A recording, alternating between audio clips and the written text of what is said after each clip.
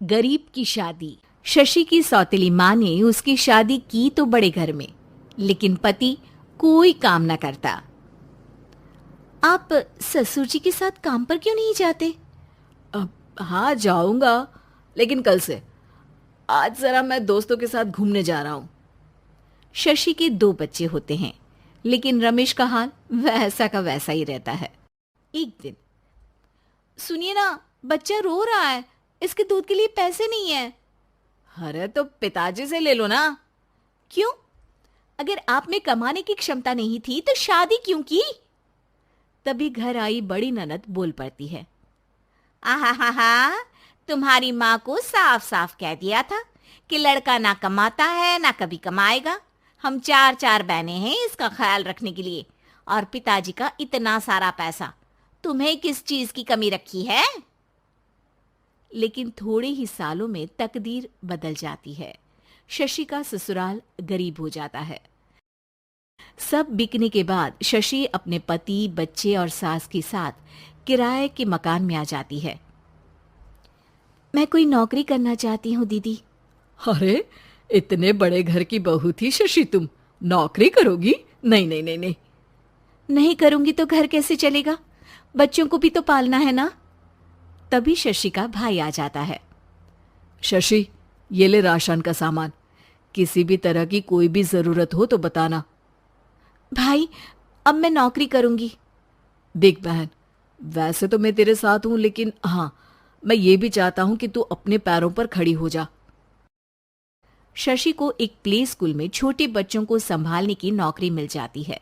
एक दिन, शशि, मेरे स्कूल को अब तुम संभाल लो।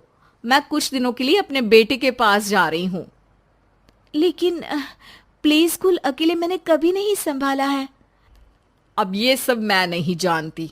इतने महीनों में तूने जो देखा, बस पूरे आत्मविश्वास के साथ उसे करना। शशि नीलम के जाने के बाद पूरे 1 महीने उसका स्कूल अकेले संभालती है, और फिर एक दिन आता है जब वो अपना खुद का स्कूल भी खोल लेती है। वाह शशि, तुमने आज मेरा सर गर्व से ऊंचा कर दिया।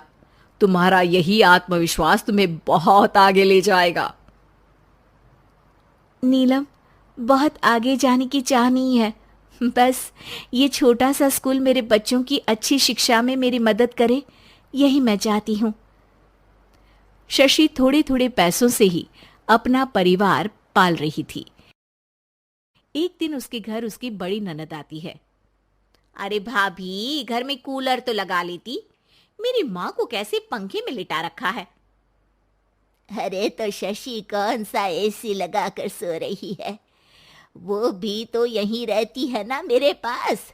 ज्यादा यहाँ आकर मेरी बहू को परेशान ना किया करो। हाँ हाँ, मुझे भी शौक नहीं है इस छोटे से घर में आने का। मैं तो बस ये बोलने आई थी कि मेरे बेटे की शादी है तो ननिहाल का जो नेग होता है वो ले आना। हाँ हाँ, जितना बनेगा कर देंगे, और ना हुआ ना तो वो भी नहीं करेंगे। तभी शशि बोल पड़ती है। अरे नहीं नहीं माँ जी, रीटा घर की बेटी है, उसके ससुराल वाले उससे शादी पर पूछेंगे कि मायके से क्या मिला। रीटा, तुम मुझे सामान की लिस्ट भेज देना, मैं पूरी कोशिश करूंगी कि तुम्हारी हर डिमांड को पूरा करे। अच्छा, मैं खाना लगाती हूँ। शशि ये बोलकर किचन में चली जाती है। धीरे धीरे कर शशि किसी न किसी तरह अपनी सारी ननदों की डिमांड भी पूरी करती, बच्चों की ख्वाहिशें भी, और उनकी पढ़ाई के लिए पैसे जोड़ती। एक दिन जब शशि का बेटा 12वीं पास करके आता है। माँ, अब तुझे काम करने की जरूरत नहीं है, मैं अब कोई ना कोई नौकरी करके पढ़ाई भी साथ कर लिया करूंगा। शशि को लगता है कि बेटा और आगे पढ़ाई करे, लेकिन वक्त की मार के कारण वो बेटे को काम के लिए हाँ कर देती है। अब बेटा एक बैंक में चपरासी बन जाता है। लड़का देखने में तो बड़ा अच्छा है, अंग्रेजी भी पटर पटर बोलता है, फिर चपरासी क्यों? लड़का सारी बात मैनेजर को बता देता है। अच्छा, तो मैं तुझे एक मौका देता हूं, तू यहां रहकर दूसरे डिपार्टमेंट का भी काम सीख। अगर तू किसी एक का भी काम अच्छे से सीख गया तो मैं तुझे यहाँ टेबल चेयर में बैठने वाली नौकरी दे दूंगा। लेकिन एक दिन शशि की ननद उसे फोन करती है। अरे भाभी, देखो मायका तो मेरा तुम लोगों से ही है। मैंने आपके बेटे और मेरे भतीजे प्रदीप के लिए यहाँ एक नौकरी देखी है, पूरे 5,000 मिलेंगे। वैसे करता ही क्या है, चपरासी ही तो है ना। कोई बात नहीं रीटा, मैं उसे इस शहर के बाहर नहीं भेजना चाहती हूँ। बाकी वो शाम को आएगा तो मैं पूछ लेती हूँ।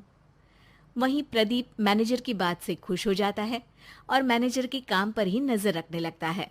वो उनकी तरह के पेपर पढ़ता, काम करता और आने वाले लोगों की बातें सुनता। एक दिन बैंक में ऑडिट वाले आते हैं। ये गलत है, पूरी बैलेंस शीट नहीं मिल रही है, कहीं ना कहीं गड़बड़ है। ए मैनेजर, क्या करते हो? बैंक के पैसों का हिसाब सही नहीं है। मैनेजर के पसीने छूट जाते हैं। तभी प्रदीप वहां जाता है। अब क्या मैं ये बैलेंस शीट देख सकता हूँ? अरे बेटा, मजाक नहीं, जाओ पानी लेकर आओ एक गिलास।